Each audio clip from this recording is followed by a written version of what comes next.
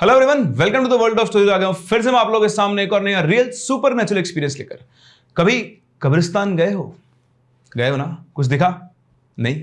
यहां पर भी कुछ ऐसा हुआ। एक बंदा पहुंचा कब्रिस्तान में, लेकिन वहां पर उसने वेट किया, बैठा, उसे कुछ भी नहीं दिखा। उसे तो कुछ भी नहीं दिखा, लेकिन उसको एक नहीं, दो नहीं, तीन नहीं, पूरी 45 एंटिटीज ने देखा और पहुंच गई उसके साथ उसके घर। जी हाँ, कुछ ऐसा ही वो हमारे आज के इस रियल इंसिडेंट के अंदर जो हमारे साथ शेयर किया है उमर ने, जो बिलोंग करते हैं पुणे महाराष्ट्र से। ये उनके फ्रेंड शाकिब के साथ 2021 में हुआ 101% रियल एक्सपीरियंस है, जैसा उन्होंने मुझे बताया। तो अगर आपके पास भी ऐसा ही कोई रियल एक्सपीरियंस है या फिर कोई सुपरनैचुरल स्टोरी है, तो आप मेरे साथ शेयर कर सकते हैं मेरी इन दी गई आईडीज के ऊपर। उसी के साथ साथ अगर आप चैनल के ऊपर नए हैं तो चैनल को सब्सक्राइब जरूर करें, क्योंकि आपका सब्सक्रिप्शन हमारा मोटिवेशन है। इसी के साथ साथ वीडियो को लाइक जरूर करें। तो एक कहानी है, ये बात है 2021 की। शाकिब की एज उस टाइम पर 24 ईयर्स थी। वो एक अच्छे बिल्ट का बिल्कुल हैंडसम लड़का था और वो गया औरंगाबाद जमात में। तो मैं आप लोगों को बता दूं, जिन लोगों को आइडिया नहीं है, जितना मुझे उमर ने बताया, ऑल्दो मेरी भी इसमें एक्सपर्टीज नहीं है, तो अगर मुझसे कोई गलती होती है तो I am sorry for that. तो जैसा उमर ने बताया कि जमात में क्या होता है, जो हमारे मुस्लिम भाई होते हैं वो मस्जिद में जाते हैं और वहां पर वो इबादत करते हैं, वहीं पर रुकते हैं, वहीं पर रहते हैं। ठीक है, तो ये 1 दिन की भी होती है, 3 दिन की भी होती है और 40 दिन की भी होती है। तो शाकिब ने डिसाइड किया कि वो 40 दिन की जमात के लिए औरंगाबाद जाएगा और इसके बाद वो पहुंचा औरंगाबाद। वहां पर उसने अपना बढ़िया से वहां पे पूरे टाइम नमाज पढ़ता था, जो भी जो रूल्स होते हैं उनको उसने प्रॉपर फॉलो किया। जब उसका 39th डे था, 39वां दिन, यानी 39वां दिन हो गया, 40वें दिन की रात को, तो शाकिब को थोड़ा पैरानॉर्मल्स के अंदर ज्यादा इंटरेस्ट था। उसको लगता था कि सब कुछ होता नहीं है, लोग यूं ही करते हैं। और उसकी बहुत इच्छा थी कि वो किसी कब्रिस्तान के अंदर जाके रात के अंदर जाकर आए। तो उसे पता लगा कि जहां पर वो रुका हुआ था उस मस्जिद के थोड़ा सा पास में ही एक कब्रिस्तान था। उसने डिसाइड किया कि यार अब कल तो मेरा 40वां दिन कंप्लीट हो जाएगा, परसों तो मैं ऐसे चला ही जाऊंगा। यहाँ पे कोई है भी नहीं, वहां पे तो घर वाले बहुत रोक टोक करते हैं, कोई ना कोई जानता ही है, मुझे कोई जानता भी नहीं है, क्यों ना आज रात को मैं इस कब्रिस्तान में होकर। तो उसने डिसाइड किया और रात को करीबन 1:30 बजे के आसपास वो उस कब्रिस्तान के अंदर चला गया। वहां पर वो गया था एक ब्लैक कलर का पठानी जो सूट होता है वो पहनकर, और गोरा चिट्टा था, हल्की हल्की शेविंग आ रही थी। मतलब आप ही कह सकते हो कि ही वॉज अट्रैक्टिव। और वो जब वहां जा रहा था तो बहुत ज्यादा अट्रैक्टिव लग रहा था। उसके पास एक इत्र भी था, वो इत्र भी उसने लगा रखा था, इसको यूजुअली वो लगाया करता था। रात को 1:30 बजे वहां पर वो पहुंचा। उसने एक्सप्लोर किया, घूमा उस कब्रिस्तान के अंदर। फिर वहां पर बीच में एक बेंच लगी हुई थी, उस बेंच के ऊपर जाकर वो बैठ गया और इधर उधर देखने लगा। वो ये देख रहा था कि आखिर यहाँ पर क्या है। बस एक खामोशी से छाई हुई थी, बिल्कुल साइलेंस थी। वो उसको एक्सप्लोर करा देख रहा था। फिर उसे लगा मैं क्या करूं, तो अपना फोन चलाकर इंस्टाग्राम स्क्रॉल करने लग गया। आधा पौन घंटा वहां पर बैठा, उसे कुछ भी, ना कोई आवाज आई ना कुछ दिखा। उसे लगा कि लोग फालतू बकवास करते हैं कि कुछ होता है, ये मिलता है, वहां जाओ रात को, ऐसा होता है, वैसा होता है। यहाँ तो कुछ भी नहीं है। वो अपना उठा और उठकर वापस से वहां पे निकलकर मस्जिद में पहुंच गया। इसके बाद वो अगले दिन वहां से निकल गया, पुणे अपने घर पहुंचा। जब वो घर पहुंचा तो घर वाले, इसके जो दोस्त थे, सब इससे मिलने आए। सब कुछ बढ़िया था, सब कुछ नॉर्मल था। उसका उधर से कोई मतलब ऐसा एक्सपीरियंस नहीं था कि उसके साथ कुछ हो या कुछ हो रहा हो। लेकिन 1-2 दिन के बाद ही इनके घर में कुछ अजीब अजीब सी चीजें एक्सपीरियंस होने लगी। शाकिब को नहीं, उसकी फैमिली को। एक रात की बात है, करीबन रात के 1:30 या 2 बज रहे थे। इसकी जो, अच्छा मैं आपको बता दूं, इसकी फैमिली के अंदर इसकी सिस्टर और इसकी मदर थी। इसके फादर की पहले डेथ हो चुकी थी। इसकी एक बड़ी सिस्टर और इसकी मदर, ये 3 लोग इस घर के अंदर रहा करते थे। तो रात को शायद 12-1 बजे के आसपास की जो सिस्टर थी, उनको प्यास लगी तो वो पानी पीने के लिए किचन की तरफ आई। तो रास्ते में शाकिब का रूम था। तो जैसे वो उधर आई, उनको शाकिब के रूम में से एक अलग सी आवाज आई। देखो छोटा बच्चा है ना, छोटा बच्चा रो रहा होता है, ऐसी उनको आवाज आई। तो उन्होंने देखा कि शाकिब के रूम में से ऐसी आवाज आ रही है। तो उनको लगा कि हो सकता है उसने टीवी चला रखा हो, टीवी में कोई सीरियल चल रहा हो। उन्होंने इतना ध्यान नहीं दिया, अपना पानी पिया, पानी पी के जाकर अपने रूम के अंदर सो गई। अगली रात साकिब की मम्मी को साकिब के रूम में से, वही करीबन 12 सवा 12 के आसपास, एक बूढ़े आदमी के खांसने की आवाज आई। उनको लगा उनका वहम है, पर जब उन्होंने थोड़ा ध्यान से सुना तो उनको एक बूढ़े आदमी की बार बार मतलब खांसने की ऐसे करते हैं इस तरह की आवाज आ रही थी। तो उनको लगा साकिब के रूम में बूढ़ा आदमी कौन हो सकता है। तो वहां पर गई। जैसे उन्होंने साकिब के रूम का गेट खोला तो उन्होंने देखा कि साकिब तो सामने सोया हुआ है और आसपास कोई टीवी वगैरह कुछ भी नहीं चल रहा है। उनको कुछ समझ में नहीं आया। उन्होंने उसका वापस गेट बंद किया और अपने रूम में आकर सो गई। सुबह जब साकिब उठा तो उनकी अम्मी ने उससे बोला कि बेटा रात को ना तुम्हारे कमरे में से किसी बूढ़े आदमी की सी आवाज़ आ रही थी। तो उसने बोला क्या पता मैं तो सो रहा था। बोलते हाँ मैंने भी तुम्हें देखा, तुम तो सो रहे थे। तो बोलता हो सकता है आपका वहम हो गया होगा, ऐसी तो कोई आवाज़ मुझे नहीं आई। तो बोलती हाँ हो सकता है मेरा वहम ही हो। फिर से उन्होंने इस बात को इग्नोर किया। लेकिन आज की रात वापस से जब साकिब की मम्मी उठी तो उन्हें साकिब के रूम में से एक लड़की की आवाज़ आई। उन्हें लगा लड़की की आवाज़ कैसे सकती है, और ये लड़की की आवाज़ बेसिकली उनकी बेटी की आवाज़ से बिल्कुल मैच नहीं करती थी। तो उनको एक बार तो साकिब के ऊपर शक हुआ कि इसके रूम में कोई ना कोई लड़की हो। बिल्कुल दबे पांव उसके रूम के पास गई और उन्होंने वहां पर कान लगाया। कान लगा के जब उन्होंने सुना तो अंदर से आवाज़ आ रही थी, तुम कितने सुंदर हो, तुम्हें तो देखते ही मुझे तुमसे इश्क हो गया था, अब मैं तुम्हें कभी भी छोड़ के नहीं जाऊंगी। मम्मी के कान खड़े हो गए कि अरे इसके रूम में तो लड़की है। उन्होंने फटाफट से गेट खोला और जैसे गेट खोला देखा साकिब तो वहाँ पे सोया हुआ है। उन्होंने पूरा रूम छान मारा और उस रूम के अंदर कोई भी नहीं था। उन्हें बड़ा अजीब सा लगा कि उन्होंने अच्छे से एक लड़की की आवाज़ सुनी, लड़की है नहीं। उन्होंने साकिब को जगाया, बोला उठ। तो उठा, बोलता है मुझे तेरे कमरे में से लड़की की आवाज़ आ रही थी। तो बोलती क्या बकवास कर रही हो अम्मी, मेरे रूम में लड़की कहाँ से आएगी। तो बोलती नहीं मुझे आवाज़ आई है। बोले ये रहा रूम, छान लो, कहीं मिल जाए तो बता देना। उसने तो कॉन्फिडेंस से बोला, उसकी मम्मी पहले ही सारा रूम छान चुकी थी। उनको कहानी समझ में थी क्या चल रहा है। उन्होंने गेट बंद किया, ठीक है चल तू सो जा, और वापस अपने रूम में जाके पूरी रात वो ये सोचती रही कि उनको आवाज़ कहाँ से आ रही थी।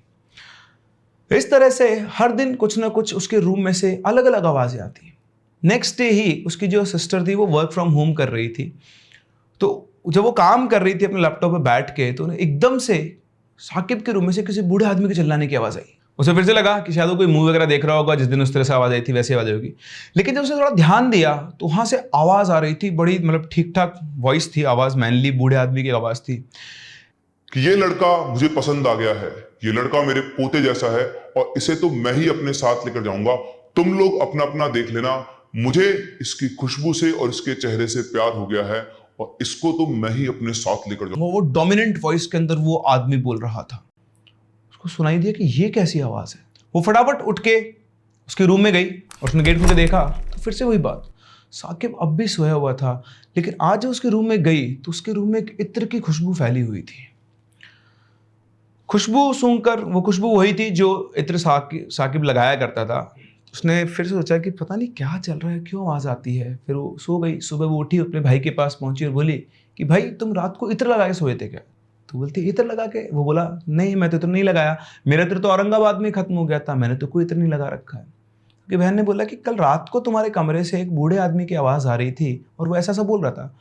तो बोलती तुम लोग पागल हो गए हो क्या, कभी अम्मी को आवाज़ आती है कभी तुझे आवाज़ आती है। बोलती कि हाँ भाई मेरे को 3-4 दिन पहले भी तेरे रूम से किसी बच्ची के रोने की आवाज़ आई थी, पर मुझे लगा मेरा वहम होगा। तो कह रहा अम्मी को भी आवाज़ आई थी। बोलती हाँ, फिर अम्मी को बुलाते हैं। तो इस तरह से इनका डिस्कशन चलता है कि साकिब के रूम में से रात को आवाज़ आती है, लेकिन ये साकिब को पता ही नहीं है। साकिब बोला कि तुम लोगों का दिमाग खराब हो गया और तू ना मेरे रूम में इतनी रात को मत आया कर एक तो, ठीक है ना। तो मेरे को आवाज़ आई थी इसलिए। बोले ठीक है अब दोबारा मत आना। तो इस तरह से साकिब उनसे गुस्सा हो गया और उनको बोला कि दोबारा मेरे रूम में आने की ज़रूरत नहीं है, ठीक है।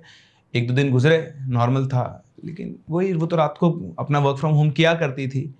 तो उस दिन वापस से जब अपना काम कर रही थी तो उसे साकिब के कमरे में से किसी लड़की के गुनगुनाने की आवाज़ आई है और वो बहुत क्लियर उसके कानों में आ रही थी। जैसे उसको आवाज़, उसने अपना काम छोड़ा, ध्यान दिया तो उसे वापस से साकिब के रूम में से एक वाकई में एक लड़की की कुछ गुनगुनाने की आवाज़ आ रही थी।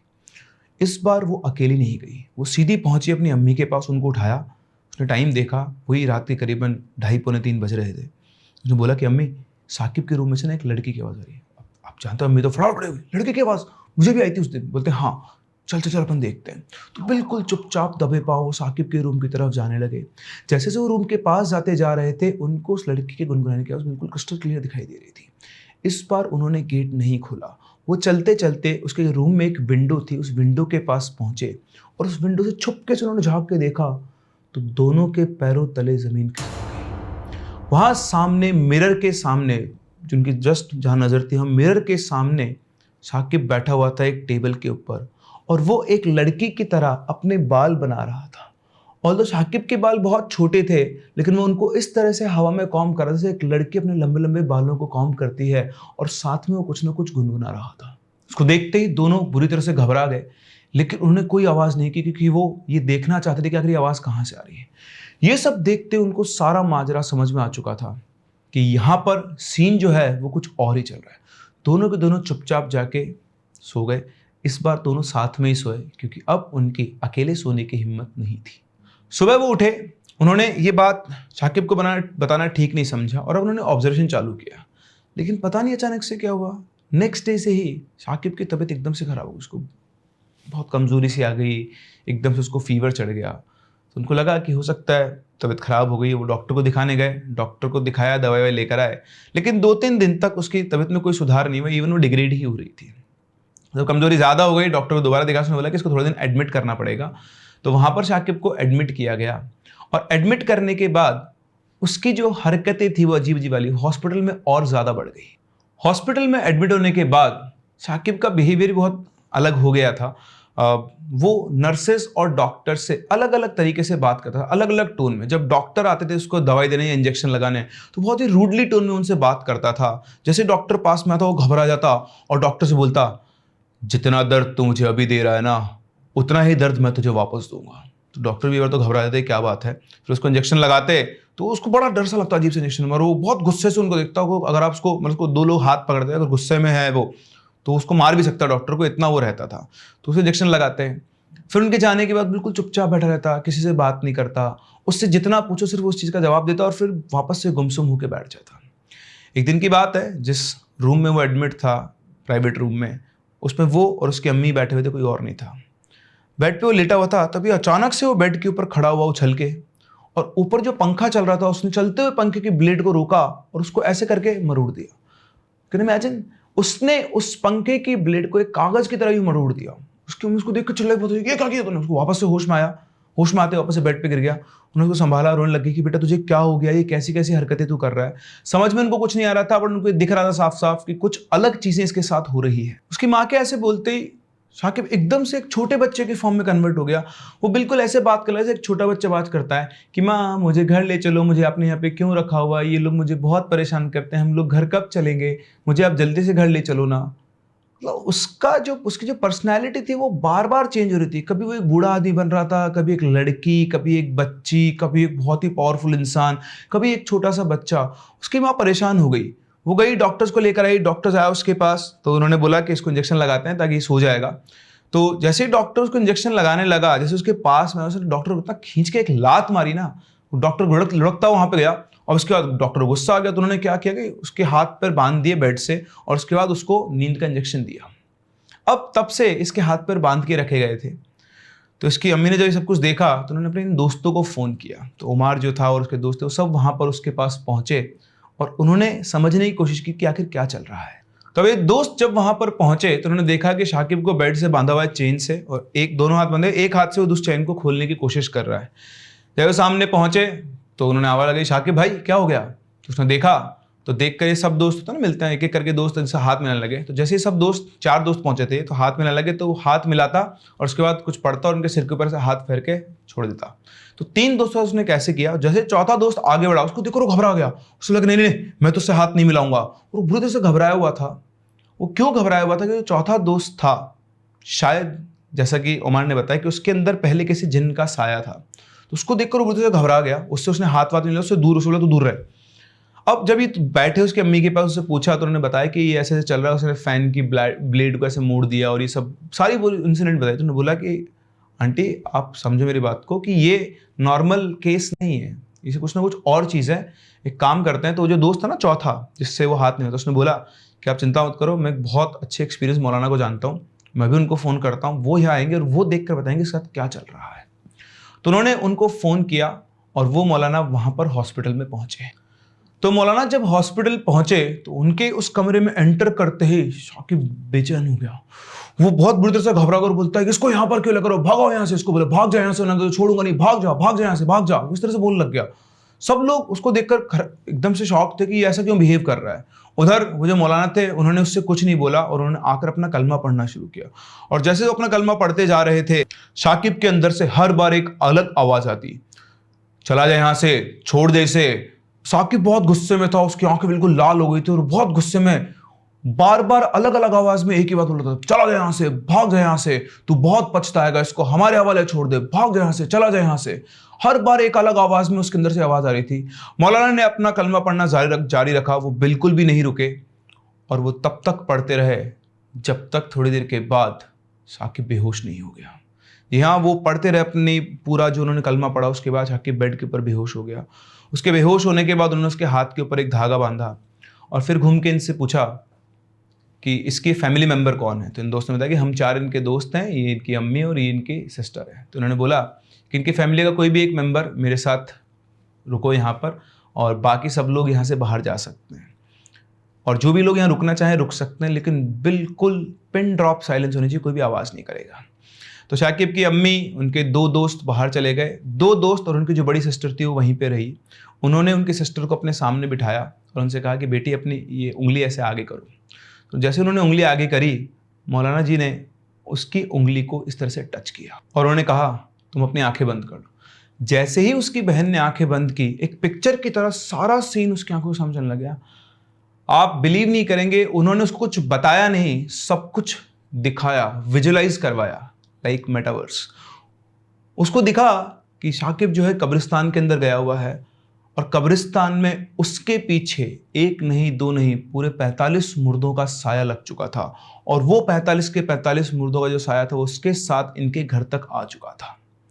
तो उसने देखा तो बुरी तरह घबरा गई। उसने बोली कि ये सच है? तो बोलते हैं हाँ बेटा, ये कब्रिस्तान में गया था और वहां से ये सब कुछ लेकर आया है। तो उन्होंने बोला कि आप इसे ठीक करो, तुम चिंता मत करो। फिर उन्होंने बताया कि आज से अगले 45 दिनों तक, उन्होंने उसको ताबीज़ बांध दिया था, आज से अगले 45 दिनों तक इसको अंधेरे में बैठकर, वो अंधेरा कमरा हो सकता है, कोई जगह खुली हो सकती है, बट अंधेरा होना चाहिए, अकेले, मैं इसको एक आयत लिख के दे रहा हूँ, वो आयत इसको पढ़नी है, एक मोमबत्ती जलाकर या दिया जलाकर, जिसमें भी हो। वो आयत पढ़ने के बाद उसे उसी मोमबत्ती से उसको जला देना है, और ऐसा उसे लगातार 45 दिनों तक करना है। जब वो ये करेगा तो हर दिन एक साया इसके शरीर को छोड़कर जाता जाएगा और 45 दिनों के बाद ही बिल्कुल ठीक हो जाएगा।